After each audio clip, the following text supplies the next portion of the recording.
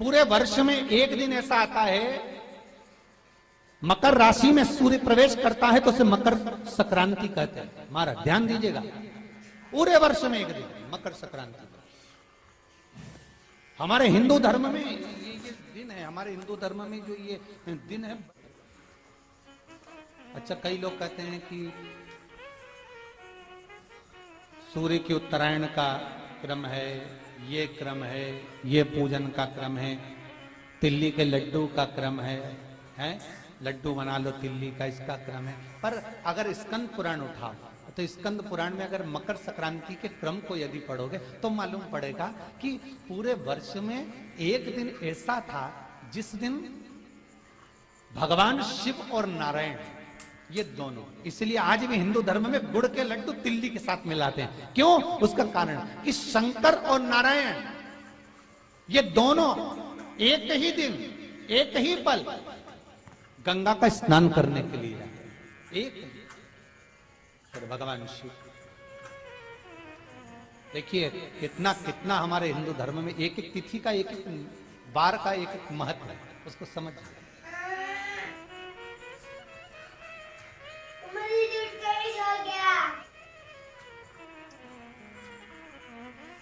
माता लक्ष्मी, भगवान नारायण और भगवान शिव को स्नान के लिए गुप्त रूप से झांकती है।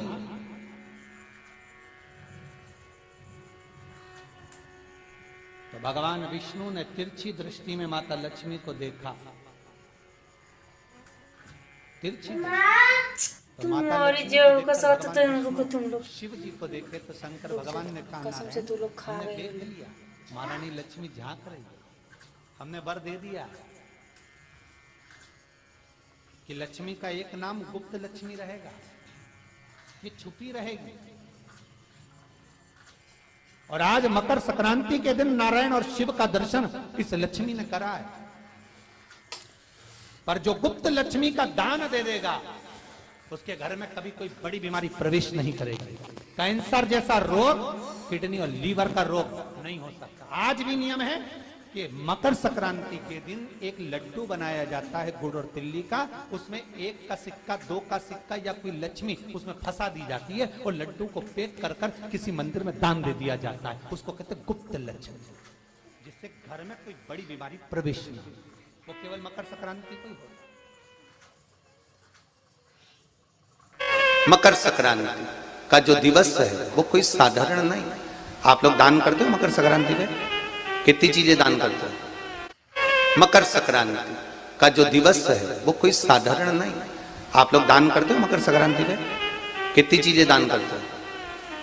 और सुहागन माताओं को देते हो ना? क्या देते हो? कितने देते हो? 13, 14 कितने हैं? 14। कौन से पुराण में लिखा है कि 14 चीज देना चाहिए? अरे बोलते जाओ जरा जल्दी जल्दी, बड़ी मुश्किल से तो पकड़ा ही नहीं आते हो तुम शिवरी नारायण वालों। 14 चीजें दान देना है। किस पुराण में लिखा है? कोई तुमसे पूछ सकता है तो महाराज आप कह सकते हो अग्नि पुराण में वर्णन आता है। कौन से पुराण में लिखा है? अग्नि पुराण में लिखा। देवऋषि नारद भगवान विष्णु के पास जाकर पूछते हैं, नारायण कृपा करिए।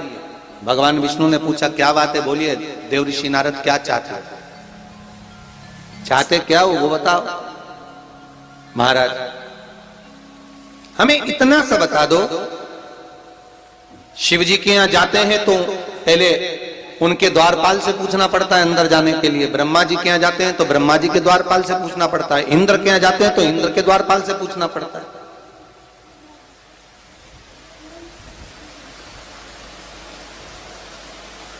हम जितनी भी जगह जाते हैं तो कोई ना कोई द्वारपाल से हमें पूछना पड़ता है अंदर जाने के। भगवान देवऋषि नारद कह रहे हैं नारायण से कुछ ऐसी कृपा कर दो कि हमें किसी से आज्ञा लेना ही नहीं पड़े। भगवान विष्णु तो उनकी बात को बस थोड़ा सा सुने और अंदर चले गए। नारद जी को लगा हमारा तो कोई जवाब ही नहीं दिया। नारद जी वहीं पर टिक गए, खड़े रहे, नाम जाप करते। विष्णु वापिस आए और देवऋषि नारद से कहा एक काम करो, जब सूर्य मकर में प्रवेश करते हुए उत्तरायण की ओर जावे, उस घड़ी उस पल में देवऋषि नारद तुम 14 बार भगवान के नाम का, शिव नाम का दान दे दीजिए। भगवान नारायण के नाम का, राम नाम का, कृष्ण नाम का दान दे दीजिए।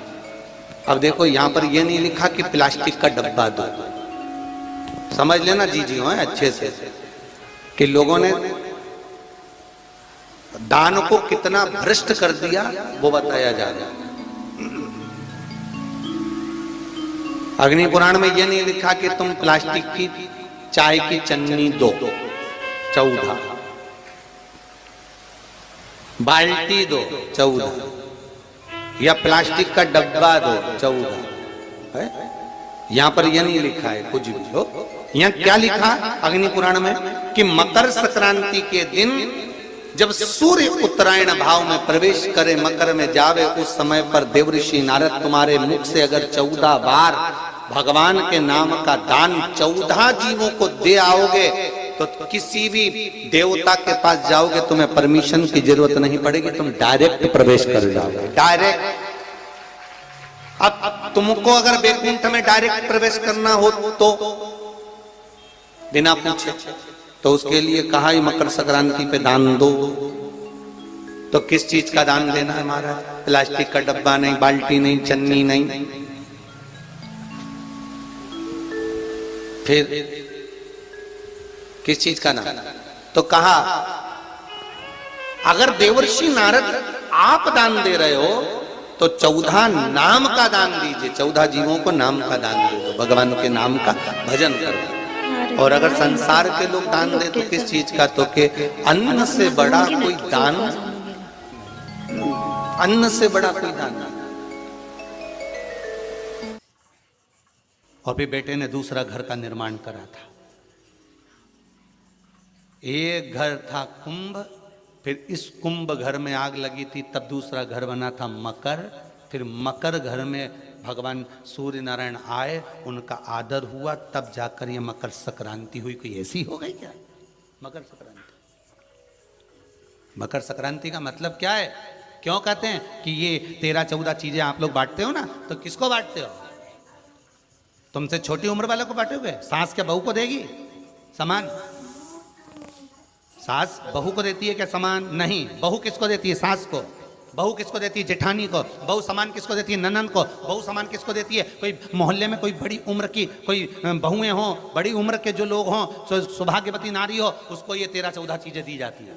जो भी आप बांटते हो, टीकी का पत्ता हो, सिंदूर की डिब्बी हो, मेहंदी हो, कौन हो, जो भी आप बांट रहे हो, लाली भी बांट देते कई तो उनका क्या? तो ये जो चीज आप लोग बांटते हो, ये किसको देते हो आप लोग? किसको प्रदान करते हो? छोटे को नहीं, घर से बड़े को, जो आपके अवस्था से बड़े हैं, जो आपसे बड़े हैं, आप उनको दे दो। क्यों देते हैं बड़ों को? ये यहां आदर का भाव दिखाया गया, यहां आदर दिखाया गया कि यहां कुंभ में शनि महाराज अपने घर में रह रहे थे, सूर्य नारायण भगवान का आगमन हुआ, आज बेटे से मिलने का भाव जागृत हुआ और कुंभ में प्रवेश कर। जैसे ही घर में प्रवेश करे, अब घर में प्रवेश करे तो आदर का भाव होना चाहिए था महाराज, आदर का भाव प्रकट होना चाहिए।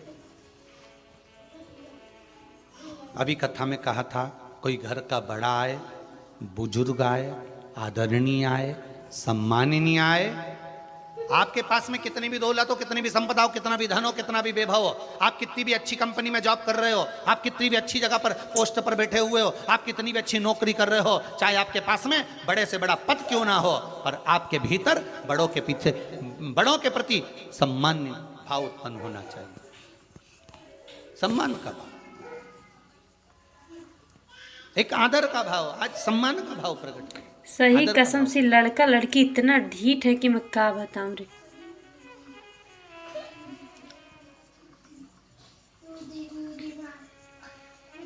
महाराज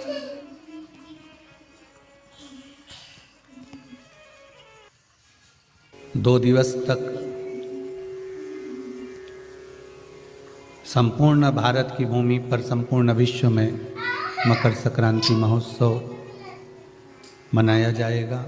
अपने अपने घरों में रहकर लोग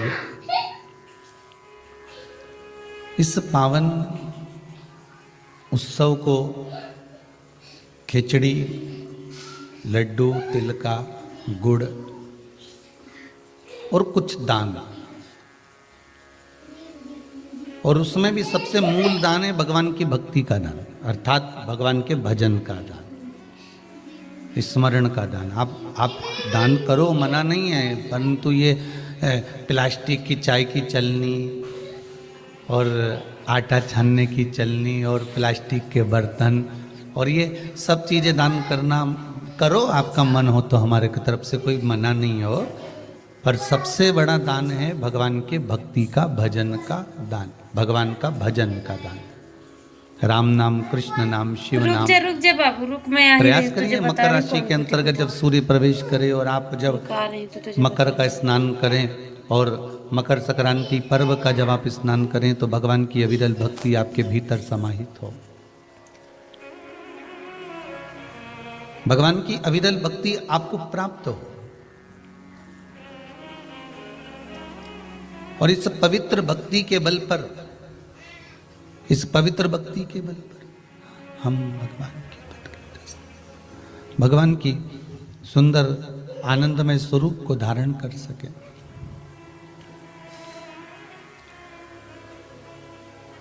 अपने जीवन को सार्थक बनाने का प्रयास करिए, भगवान की भक्ति में डूबने का प्रयास करिए और जितना बन सके उतना भगवान की भक्ति में डूबने का प्रयास करिए। पूरे वर्ष में एक दिन ऐसा आता है, मकर राशि में सूर्य प्रवेश करता है तो उसे मकर संक्रांति कहते हैं। हमारा ध्यान दीजिएगा।